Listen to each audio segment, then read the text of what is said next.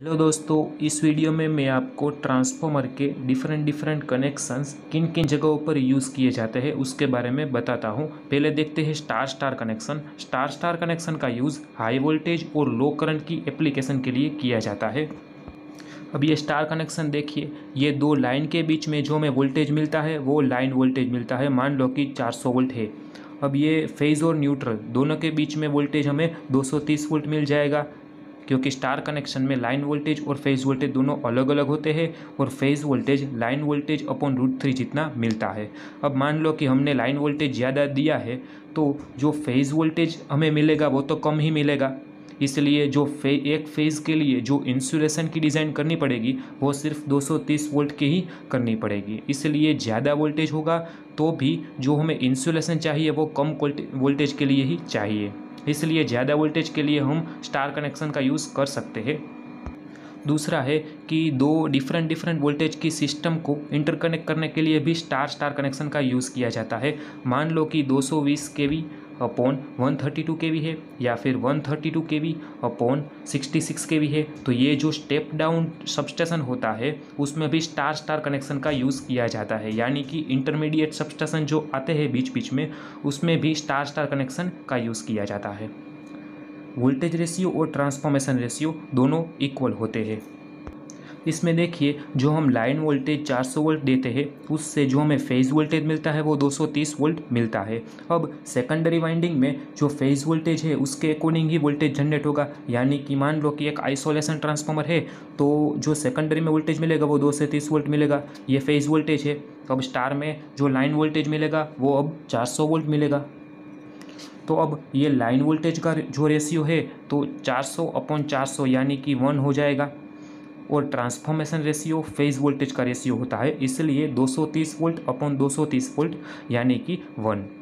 तो इसलिए आप देख सकते हैं कि जो वोल्टेज रेशियो है और ट्रांसफॉर्मेशन रेशियो है दोनों इक्वल आते हैं।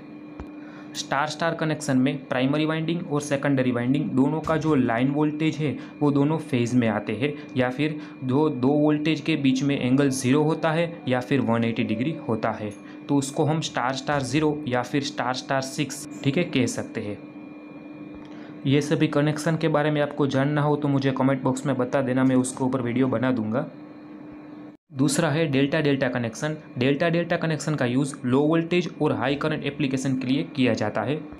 इसमें देखिए, ये डेल्टा कनेक्शन है, इसमें जब भी हम लाइन वोल्टेज 400 वोल्ट देते हैं तब हमें फेज़ वोल्टेज उतना ही मिलेगा, क्योंकि डेल्टा कनेक्शन में लाइन वोल्टेज और फेज़ वोल्टेज दोनों इक्वल होते हैं।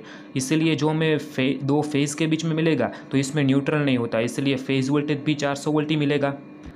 स्टार में हमने देखा था कि जो एक फेज़ के लिए जो इंसुलेशन होगा वो 230 वोल्ट पर ही इंसुलेशन करना पड़ेगा, लेकिन ये डेल्टा कनेक्शन है इसलिए इसमें जो फेज़ वोल्टेज मिल रहा है वो 400 वोल्ट मिल रहा है, इसलिए इंसुलेशन की डिज़ाइन हमें ज़्यादा वोल्टेज 400 वोल्ट पर करनी पड़ेगी। इसलिए हम डेल्टा कनेक्शन का यूज़ लो वोल्टेज के लिए करते हैं ताकि इंसुलेशन कम हो, ठीक है।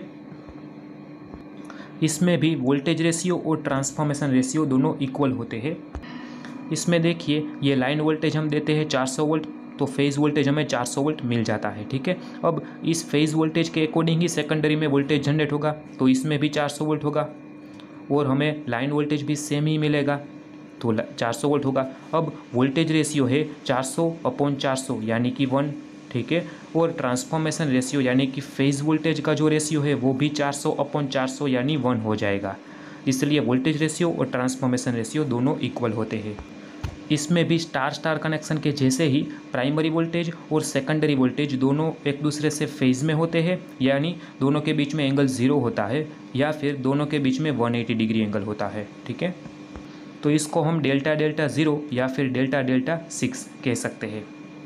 अब इसमें एक एडवांटेज है कि जब भी हम सिंगल फेज ट्रांसफार्मर 3 यूज़ करेंगे, तब मान लो कि एक ट्रांसफार्मर मेंटेनेंस में हो या फिर रिपेयरिंग में हो, तो 2 ट्रांसफार्मर से ही यानी कि 2 फेज से ही भाई ट्रांसफार्मर है वो ऑपरेशन में रहेंगे और 2 फेज से भी हम सप्लाई चालू रख सकेंगे, ठीक है। तो इसलिए जो ट्रांसफार्मर में कभी भी एक फेज़ निकल जाएगा तो 2 फेज से वीवी कनेक्शन यानी कि ओपन डेल्टा कनेक्शन हो जाएगा, तो इससे भी सप्लाई की कंटिन्यूटी हमेशा रहेगी और सप्लाई चालू रहेगा।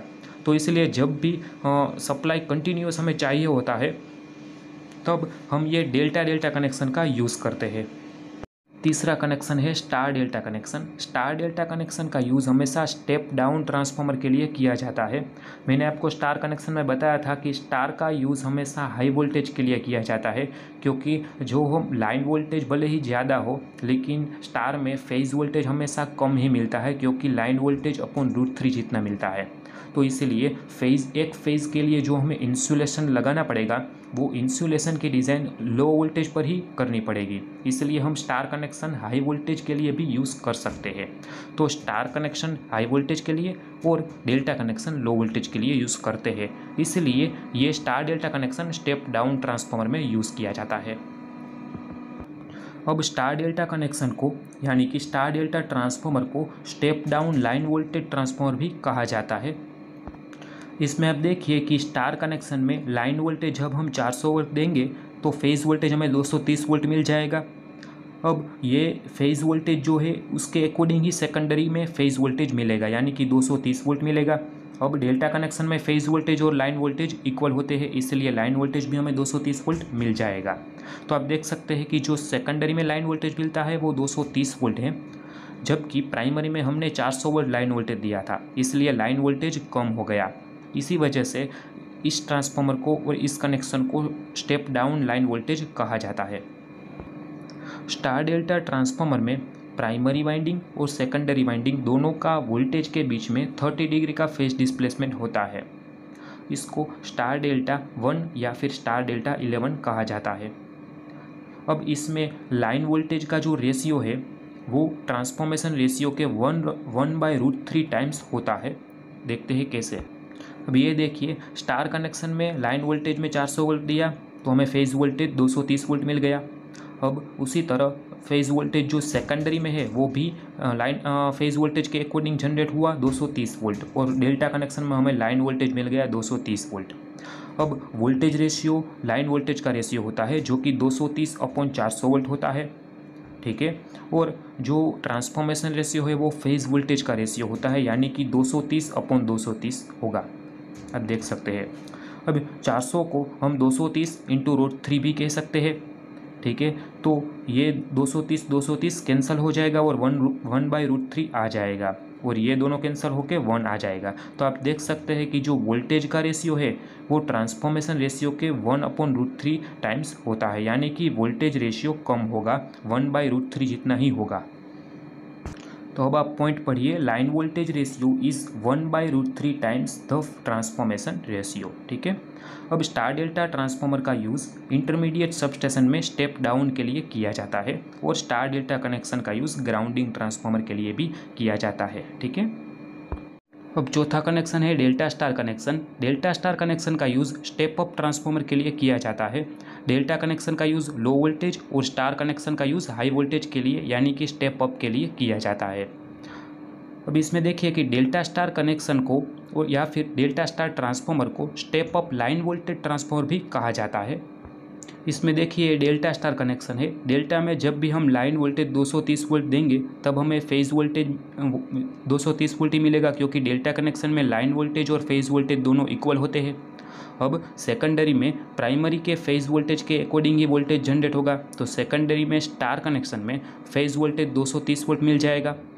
अब स्टार कनेक्शन में लाइन वोल्टेज फेज़ वोल्टेज × √3 जितना होता है, इसलिए लाइन वोल्टेज 400 वोल्ट मिलता है, ठीक है। तो देख सकते हैं कि जो सेकेंडरी में लाइन वोल्टेज है वो 400 वोल्ट है, जबकि प्राइमरी में हमने 230 वोल्ट लाइन वोल्टेज ही दिए थे, तो वोल्टेज बढ़ गया, इसीलिए इसको step up line voltage transformer भी कहते हैं। इस कनेक्शन में प्राइमरी वोल्टेज और सेकेंडरी वाइंडिंग का वोल्टेज, दोनों वोल्टेज के बीच में 30 डिग्री का फेज डिफरेंस होता है।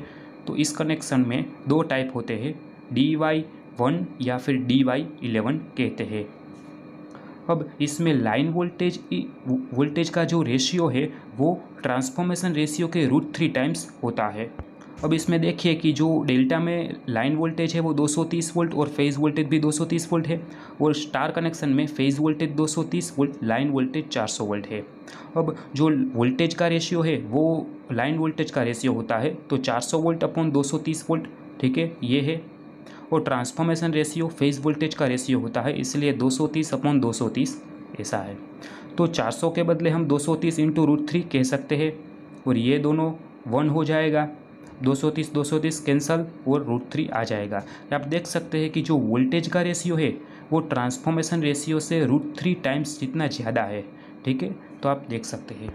अब आप पॉइंट पढ़िए कि line voltage ratio is √3 times the transformation ratio. ठीक है, अब डेल्टा स्टार कनेक्शन का यूज़ पावर प्लांट के ट्रांसफॉर्मर भी किया जाता है। पावर प्लांट में जो ट्रांसफॉर्मर है वो स्टेप अप टाइप का होता है, उसमें 11 kV जनरेट होता है, तो 11 kV बाई 220 kV या फिर 11 kV बाई 132 kV जितना वोल्टेज स्टेप अप होता है, इसलिए स्टेप अप ट्रांसफॉर्मर के लिए डेल्टा स्टार कनेक्शन का यूज़ किया जाता है। और डेल्टा स्टार कनेक्शन का यूज़ डिस्ट्रीब्यूशन ट्रांसफॉर्मर के लिए भी किया जाता है। डिस्ट्रीब्यूशन ट्रांसफॉर्मर में सेकेंडरी में हमें लोड कनेक्ट करना होता है, इसलिए हमें RYB 3 फेज और न्यूट्रल भी चाहिए होगा, तो इसलिए सेकेंडरी हमेशा स्टार में कनेक्ट किया रहता है, तो इसलिए डिस्ट्रीब्यूशन ट्रांसफॉर्मर में भी डेल्टा स्टार कनेक्शन का यूज़ किया जाता है। तो दोस्तों, अगर आपको यह वीडियो समझ में आया और पसंद आया हो तो प्लीज़ इस वीडियो को लाइक कर देना और इस चैनल को सब्सक्राइब कर देना। थैंक यू दोस्तों।